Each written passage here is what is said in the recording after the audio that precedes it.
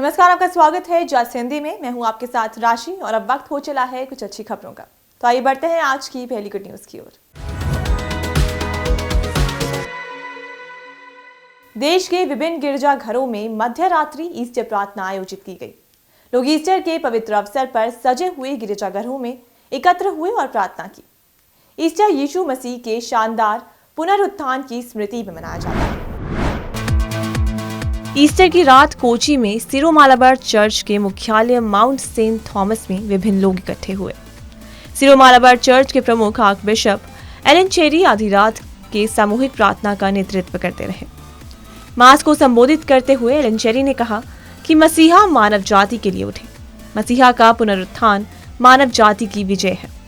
प्रभु की सेवकाई वो सेवकाई है जो जीवन देती है और यही हमें जारी रखना है।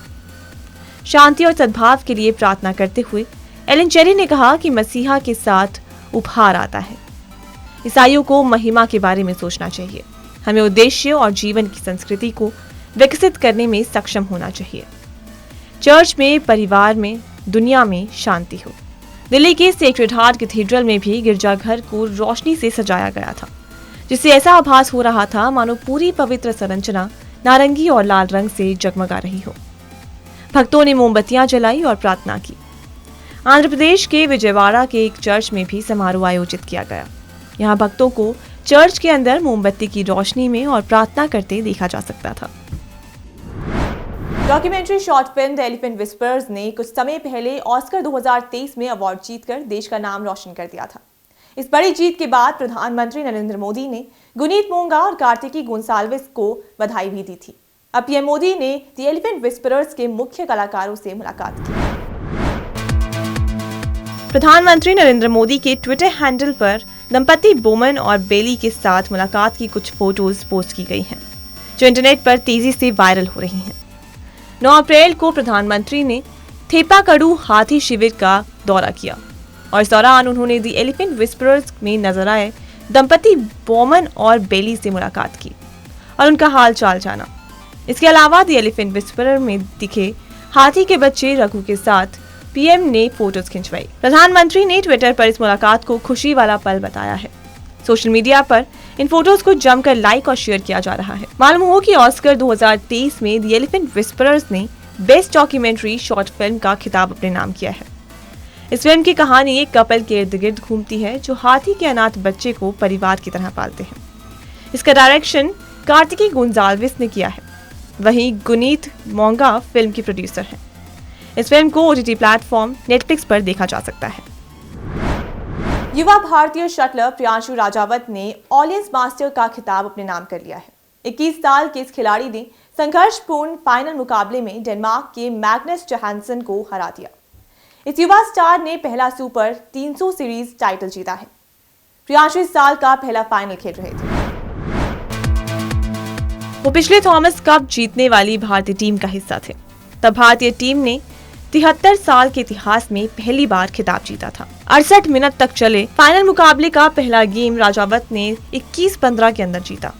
उसके बाद डेनमार्क के खिलाड़ी जोहानसन ने दूसरा गेम 21-19 से अपने नाम कर मुकाबले को रोमांचक बना दिया। हालांकि इस गेम में जीत हार का अंतर 2 रहा। शुरुआत में प्रियांशु 9-14 से पिछड़े रहे, फिर उन्होंने लगातार 7 अंक लेकर गेम में वापसी की, लेकिन 19 ऑल के स्कोर पर अनफास्ट एरर के कारण सर्विस गंवाई। उन्हें इस गलती का खामियाजा गेम के रूप में भरना पड़ा। दूसरा गेम गंवाने के बाद भारतीय स्टार के निर्णायक गेम 21-16 से जीतते हुए खिताब अपने नाम कर लिया। धार मध्य प्रदेश के इस शटलर ने प्रतियोगिता का सेमीफाइनल मुकाबला सीधे गेम में जीतकर फाइनल में कदम रखा। राजावत ने एक दिन पहले शनिवार को आयरलैंड के नहात एनगुएन को 21-12, 21-9 से परास्त किया था। गुजरात की डायमंड टेक्सटाइल सिटी सूरत में G20 के तहत रविवार को साड़ी वॉकथॉन का आयोजन किया गया। फिट रहने और महिला सशक्तिकरण के बारे में जागरूकता बढ़ाने को लेकर साड़ियों में 15,000 से अधिक महिलाओं ने साड़ी वॉकथॉन में भाग लिया। हेल्थ फॉर ऑल की थीम के तहत साड़ी वॉकथॉन का आयोजन सूरत नगर निगम और सूरत स्मार्ट सिटी डेवलपमेंट लिमिटेड द्वारा संयुक्त रूप से किया गया। इसमें देश भर के राज्यों की महिलाएं शामिल हुई। गुजरात में पढ़ने आई विदेशी लड़कियों ने भी आयोजन में बढ़ चढ़कर हिस्सा लिया। प्रतिभागियों ने कार्यक्रम के दौरान गुजराती गानों पर डांस और गरबा किया। इस मौके पर सूरत नगर आयुक्त शालिनी अग्रवाल ने कहा कि भारत के लिए ये गर्व की बात है कि पीएम मोदी के नेतृत्व में भारत को G20 की अध्यक्षता मिली। यहाँ आज साड़ी वॉकथॉन का आयोजन किया गया है। केंद्रीय कपड़ा और रेल राज्य मंत्री दर्शना जरदोश, गुजरात के गृह राज्य हर्ष संघवी, राज्य भाजपा अध्यक्ष CR पाटिल और कई अन्य गणमान्य व्यक्तियों ने वॉकथॉन को झंडी दिखाई। सूरत नगर आयुक्त शालिनी अग्रवाल ने कहा कि 15,000 से ज्यादा महिलाओं ने इस आयोजन के लिए पंजीकरण कराया था। कार्यक्रम विजय चौक से कर्तव्य पथ से शुरू होकर इंडिया गेट से होते हुए निर्माण भवन पहुंचा। महिलाओं ने पैदल यात्रा में उच्च रक्तचाप, मधुमेह, मानसिक बीमारी और कैंसर जैसी जीवन शैली से संबंधित स्वास्थ्य समस्याओं और बीमारियों को रोकने और नियंत्रित करने के लिए स्वास्थ्य और व्यवस्थित जीवन अपनाने का संकल्प लिया। दुनिया में हर 3 में से एक यात्री अकेले यात्रा करना पसंद करता है।